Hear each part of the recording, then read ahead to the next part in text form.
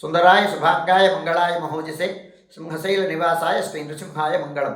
శ్రీ శ్రీ శ్రీ వరాహలక్ష్మీ నృసింహస్వామి వారి సన్నిధానంలో శ్రీ విశ్వావసనామ సంవత్సరం దక్షిణాయనం హేమంత ఋతువు పుష్యమాసం పుష్యశుద్ధ పూర్ణిమ ఆర్ద్ర నక్షత్రం శనివారం జనవరి 3వ తారీఖు యథావిధిగా 3 గంటలకి సుప్రభాతం, సుప్రభాతానంతరం ప్రాతరారాధనంలో భాగంగా నిత్యవేద పారాయణం, ఉపనిషత్ పారాయణం అయిన తర్వాత ధూపసేవ సమయంలో చతుర్వేద పారాయణం, శ్రీరామాయణం, భారతం, భాగవతం, విష్ణు పురాణం, క్షేత్ర మహాత్మ్యం, వరాహపురాణం, శ్రీభాష్యం మొదలైన గ్రంథాలని పారాయణం చేయడానికి ఉపక్రమిస్తారు.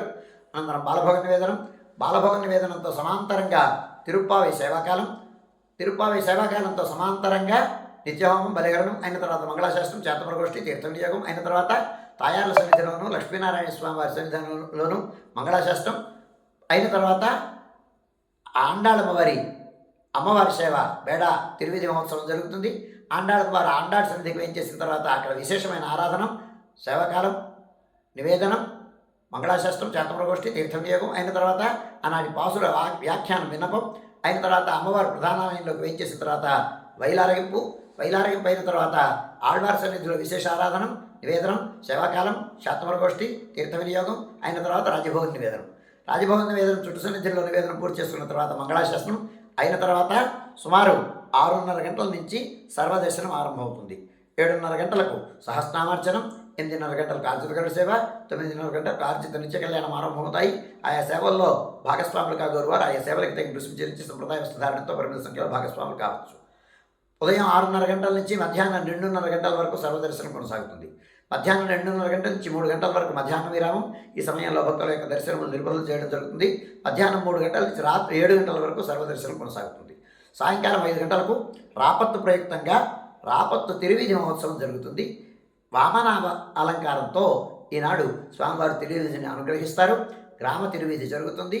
గ్రామ తిరువీధి పూర్తి చేసుకుని ఉత్తర ద్వారానికి వేయించేసిన తర్వాత వేద పండితుడికి శ్రీ శటారి సమర్పణం, అలాగే కళ్యాణ మండపం ముందుకు వచ్చిన తర్వాత అధ్యాపకులకి ఏర్పా సేవాకాలం చేసినటువంటి అధ్యాపకులకి శఠారి సమర్పణం, చాత్మర విన్నపం అయిన తర్వాత స్వామివారి ఆస్థాన మండపంలోకి వేయించేసిన తర్వాత కుంభారతి, ఆళ్వార్లకి శ్రీ శఠారి సమర్పణం అయిన తర్వాత ఏకాంత సేవా పురస్సరంగా వేడా ప్రదక్షిణ పూర్వకంగా స్వామివారు ఆస్థాన మండపంలోకి వేయించేస్తారు.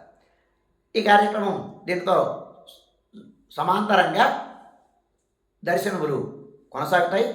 ఆళ్వార్లు స్వామివారు ఆస్థాన మండపంలోకి వేయించేసినప్పుడు తాత్కాలికంగా 10 నిమిషముల పాటు దర్శనములు నిలుపుదల చేసి ఆళ్వార్లకు శ్రీ శటారి సమర్పణం అయి స్వామివారు చుట్టూ తిరిగి బేడా ప్రదక్షిణ పూర్వకంగా ఆస్థాన మండపంలోకి వేయించేసిన తర్వాత మళ్ళీ సర్వదర్శనం కొనసాగుతుంది.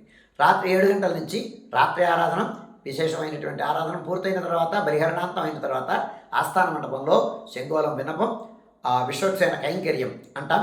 శంగోలం విన్నపం ఆనాటి పారాయణ తరువాయి స్వామివారికి విజ్ఞాపన చేయడం జరుగుతుంది.